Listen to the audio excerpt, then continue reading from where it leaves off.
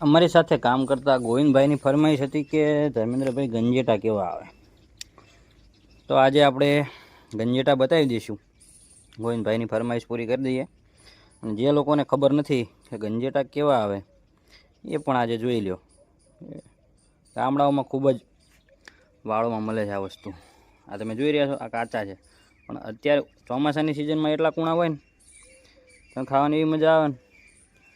પાક્યા બાદ તો એનો સ્વાદ એકદમ ગળો થઈ જાય. તમને બતાવી દઈએ. પાક્યા બાદ જુઓ, આ ગંજેટા પાકી જાય એટલે એકદમ રસદાર થઈ જાય. આ કાચા છે, આ ખાવાની મજા જ અલગ આવે. હવે એમને માટે કંપનીએ થોડાક લઈ જઈશું, થોડાક વીણી લઈએ આપણે. ખાવાની મજા જ અલગ આવે ભાઈ. એમાં ચોમાસું હોય, આજુબાજુ તમને કદાચ આપણા મોબાઈલના માઇકમાં અવાજ સંભળાતો હોય મોરનો ને અલગ અલગ પંખીઓનો. આ જાંબુડો થયો છે, આપણે વાયો નથી, બિયા જ નાખ્યા ડાયરેક્ટ કુદરતી ઉગ્યો.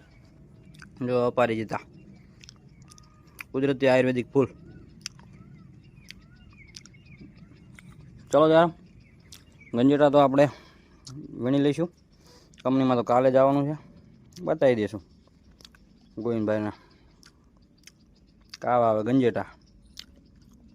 જે કોઈ ના ખબર હોય કોમેન્ટમાં જણાવો. અને આનો ખાવાનો આનંદ લ્યો યાર, એક વખત ખાઓ, મજા આવે. જય માતાજી, મળીએ આવતા વિડીયોમાં. જય માતાજી.